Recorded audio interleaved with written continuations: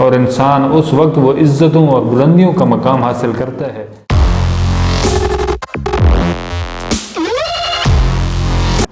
اعوذ باللہ من الشیطان الرجیم، بسم اللہ الرحمن الرحیم۔ ساتھیو، آج جس موضوع پہ ہم بات کریں گے وہ ایک انتہائی شاندار موضوع ہے، اور صاحبزادہ خورشید احمد گیلانی صاحب کی اثریات بک سے ہم نے وہ موضوع اخذ کیا ہے۔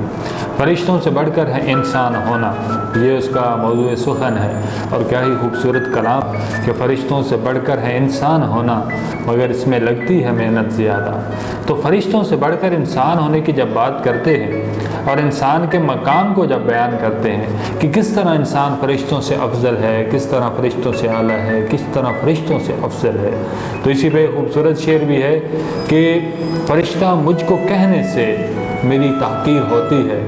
میں مسجود ملائک ہوں مجھے انسان رہنے دو۔ تو یہ مسجود ملائک، یہ انسان اس مقام پہ کیسے پہنچا کہ یہ فرشتوں سے افضل ہو گیا، فرشتوں سے اعلیٰ ہو گیا، فرشتوں سے بلند تر اس کا مقام ہو گیا؟ تو اس کے پیچھے ایک حقیقت کو وہ ظاہر کرتے ہیں صاحبزادہ صاحب، اور فرماتے ہیں کہ جب آپ کے ارد گرد حسن ہو، عشق ہو، جوانی ہو، دولت کی فراوانی ہو، اور ہر وہ چیز جسے آپ چاہتے ہوں، پسند کرتے ہوں، اس تک پہنچ میں آسانی ہو، آپ کے پاس تمام وہ وسائل موجود ہوں، تمام ضروریات زندگی پر پوری کرنے کے لیے وہ تمام حالات موجود ہوں، ایک طرف خون ہے اور خون کے اندر گرمی ہے اور جوانی ہے اور عشق ہے اور حسن ہے اور حسن کی فراوانی ہے، تو اس سارے عالم میں تمام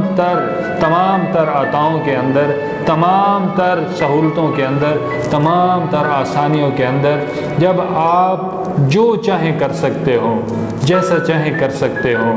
اس وقت جب آپ عین جوانی کے اندر اپنی ان تمام چیزوں کو ایک طرف کر کے، اپنی ان تمام خواہشات کو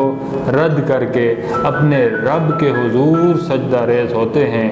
اپنے رب کی بارگاہ میں سجدہ شکر ادا کرتے ہیں اور اس کی بزرگی اور برتری کو بیان کرتے ہیں، تو اس وقت یہ مجسم خاکی، یہ خاک کا پیکر جو نوری نہیں ہے، یہ خاک کا پیکر اس وقت فرشتوں سے افضل اور اعلیٰ ہو جاتا ہے۔ تو اسی لیے انہوں نے فرمایا تھا کہ فرشتوں سے بڑھ کر ہے انسان ہونا، مگر اس میں لگتی ہے محنت زیادہ۔ تو اپنے نفس کے اوپر قابو کرنے کی ضرورت ہے، اپنی تمام ان خواہشوں کو ایک طرف کرنے کی ضرورت ہے جو آپ کو راہ راست سے گمراہ کر دیتی ہیں، بھٹکا دیتی ہیں، دور لے جاتی ہیں، اور انسان اس وقت وہ عزتوں اور بلندیوں کا مقام حاصل کرتا ہے جب وہ تمام چیزیں ایک طرف کر کے اپنے رب کے حضور سجدہ ریز ہو جاتا ہے۔ اور وہ کیا خوب ہے کہ ناز کر خود پہ اے جبیں کہ تیرا بوسائے خاک رونق شب ہے۔ اللہ تعالیٰ مجھے اور آپ تمام ساتھیوں کو اپنی بارگاہ میں سجدہ شکر ادا کرنے کی توفیق عطا فرمائے، اور تمام ان